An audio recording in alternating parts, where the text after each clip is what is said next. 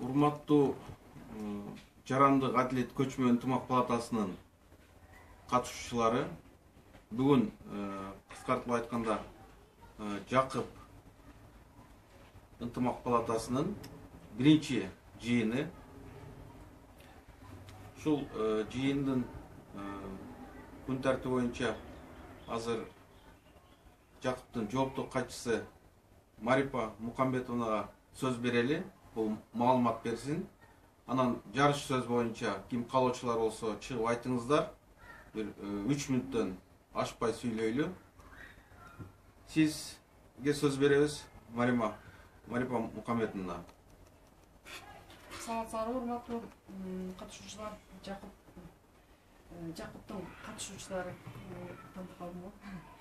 Азыркы учурда болуп аткан ситуация боюнча айтып кетсем, биз негизгиси силерге маалым болгон Баткен жергесине барып келдик. Баткен жергесине барганда ушу Кадамжай районунун мындай айтканда коррупционный схемаларына күбө болуп келдик. Ал жерден көп нерселер ачылды. Мындай айтканда биздин барганыбызга Алла таалам өзү багыштап жибергендей, анан алардын өздөрүнүн ачылган коррупционный схемаларын өздөрү ачып берип койду. Бул бир эле Кыргызстандын ошол Баткен областында болгон жок, карапайым эле кор болуп келген, кор болуп келет. Азыркы учурда мисалы үчүн биздин мамлекетке ошо эл аралык каржы экономикалык борборду курганга, ошол жерге барып жер алып, ошол жерге инвестиция тартканга биз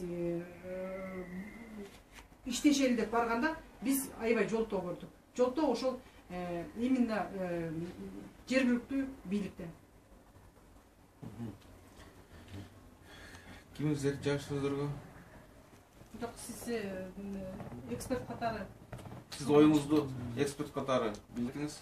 Менин атым Урматбек Ильяз уулу. 4 жыл Россияда да ушундай уюмдарда иштеп келдим. Инвестиция боюнча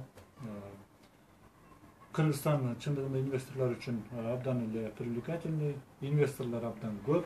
Бул жака өзүнүн инвестициясын салабыз деген мына жакында эле япондор келген атат. Мына бизге келген маалыматтар боюнча ушу группада биз менен бирге иштеп аткан. Андан кийин эле түрктөр келген атат. Июлдун аягы августта Россиядан келген атат. Бардыгыныкы ошо инвестиция көбүнчө туризм тармагы, айыл чарба тармагы, өндүрүштөрдү өстүрүү. Ошого биз даярбызбы? Ошо инвестор өздөштүрүп, ошону инвесторлорду кармап калганга. Сизге сөз тааныштырып.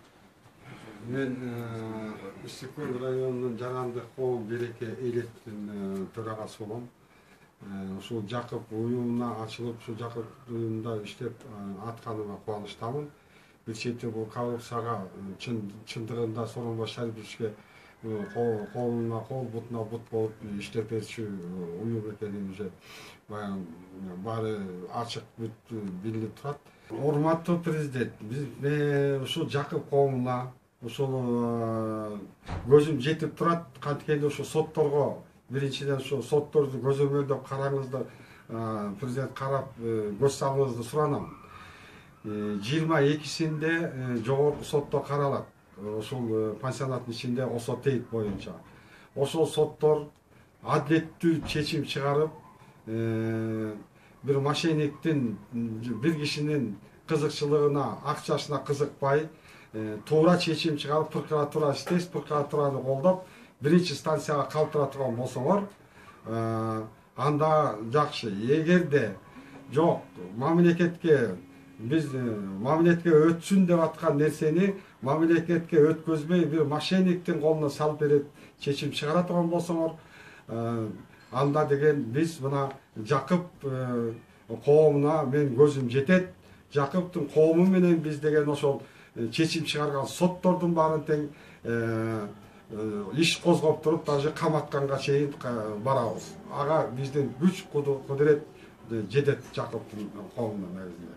Ошону суранабыз, көзөмөлгө алып, урматтуу президент 22-синде саат 9-да болот. Ошону адилеттүү чечим чыгарып берет деп мен ишенем. Жарыш сөзгө кимде? Мен Махмудов Тимур, Жакып коомунун мүчөсү болуп кирдим.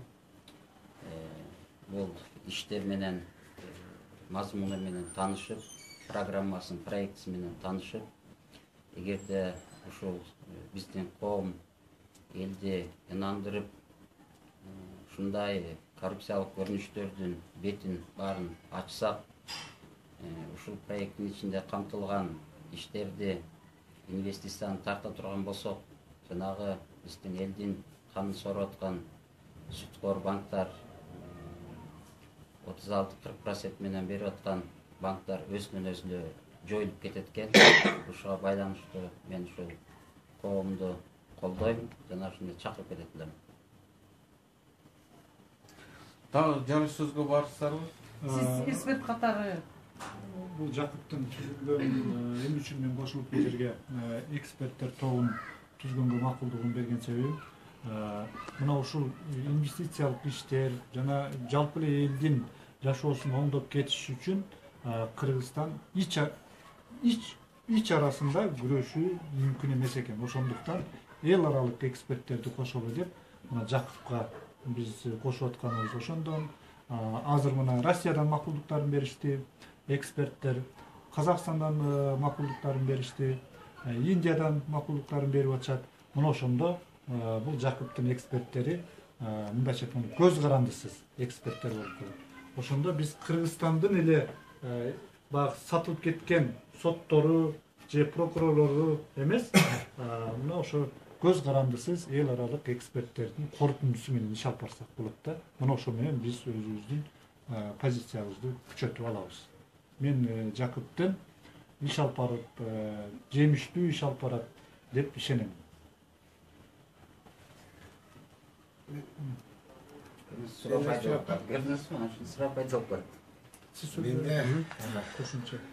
Кошумчаңыздар айтып коеюн, мен Бакыт Оразалиев, ушул Жакып атына жараша заты дейт. Манас атабыздын атында экен, бизде Жакып. Мен ушул коомго киргениме ишенип турам, терең ишениммен уштап, элге жакшылык алып келет бул коом. Биринчиден бизде азыр инвесторлорго келгенге жакшы климат болбойт. Мен ойлойм, жергиликтүү кээ бир атка минерлер канчалык жолтоо болбосун, тоскоолдук көрсөтпөсүн, баары карапайым эл үчүн инвесторлор келип акча салам, өндүрүштү өндүрөбүз деп аткан маалда баары жапа-чырмак ушуну колдонуп иштеп кеткени жакшы деп ойлойм да. Ошол анан Жакыптын мүчөлөрүнө баарына аманчылык, ишиңиздерде ийгилик баарыңызга. Siz mal koyasınız, yer открыт. Биздин Кыргызстанда улутуна карабай, расасына карабай, динине карабай, мына канча 6 миллион ашык элибиз бар, жашап келе жатышат. Ушул жарандык адилет көчмө ынтымак палатасы ушу элибизди бириктирип, элибизге ынтымак, элибизге адилеттүүлүк орнотот. Мен ушуну элибиз менен бирдикте ушу бардык кыргыз эли бактылуу жашаш керек, адилеттүүлүк менен жашаш керек. Мен ушул адилеттүүлүк үчүн мен ушул жерге келип, ушул кыскартып алынды Жакып коомдук бирикмесине мүчө болуп кирдим. Мен адилеттүүлүк үчүн. Адилеттүүлүк орнош керек элибизде. Туура. Эми чогулуштун жыйынтыгында айтайын.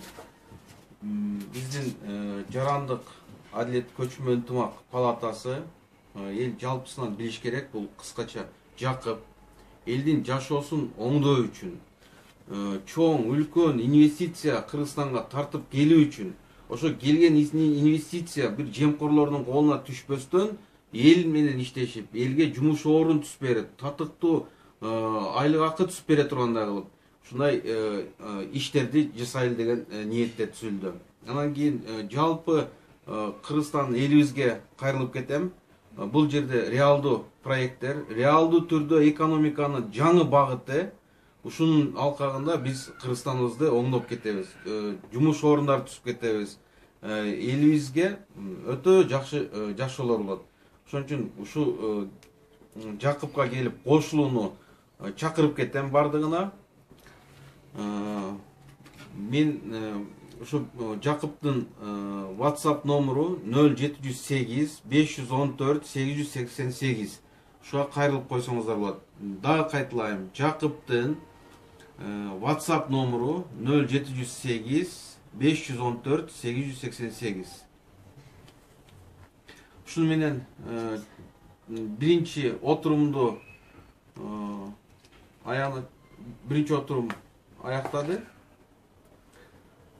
Кийинки отурумдарыбыз биз көчмө палатасы болгондон кийин региондорго чыгып, кайсы жерлерде проблема болуп, инвестицияларга бөгөт коюлган болгон болсо, ошол жердеги уюшкан кылмыштуу топтор боло турган болсо, ошолордун бардыгын жүзүн ачып туруп, Совет Безопасностьга алып чыгып, укук коргоо органдарын ушулардын баардыгын жоюуга биз талап кое туруп ишин аткартабыз. Менде бир сураныш болуп атат. Мындай Жакыптын ортосуна кийинки отурумун Ысык Көл областынын Ысык Көл районунда өткөрсөк деп атабыз. Анткени Булак Сакалда материалдары даяр экен. Ошондуктан ошол Ысык Көлдө өткөрсөк кандай дейсиздер? Анда ушул сунушту бул эксперттик топтун жетекчиси Урмат мырза айтты. Ушул сунушту добушка коем, колдоп коюңуздар. Колдойбуз. Бир добуштан колдоо болду. Демек чечилди. Эмдиги отурум Ысык Көлдө болот. Рахмат. Жакыптын жыйыны. Жакшы болду. Рахмат. Келди.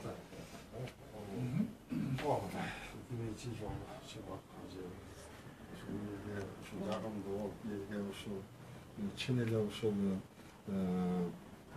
адилет үчүн, ошол чындык үчүн, ошол чыркыраган чындыктарды ушу тегирип аткан комиссиялердин бет ачылыш үчүн ушул адилет коому, ушул Жакып коомуна ушул болсун, бет болсун суранам. Ушу жаратканыбыздан ушу баарыбыздын ынтымактуу ушу кыргыз элине тынычтык, тоокчулук берип эле бейиктик жашоо берсин суранабыз.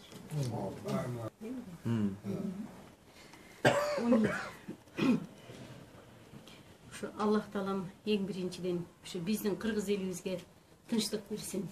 Чек араларыбыз ар дайым бекем болсун. Эли журтубуз эсен болсун. Апат илдеттерден аман эсен болойлу. 18 000 аламдагы жери судагы бүт биздин азиздерибиз, ата бабаларыбыздын, олиялардын арбактары ар дайым бизди тарбият этсин.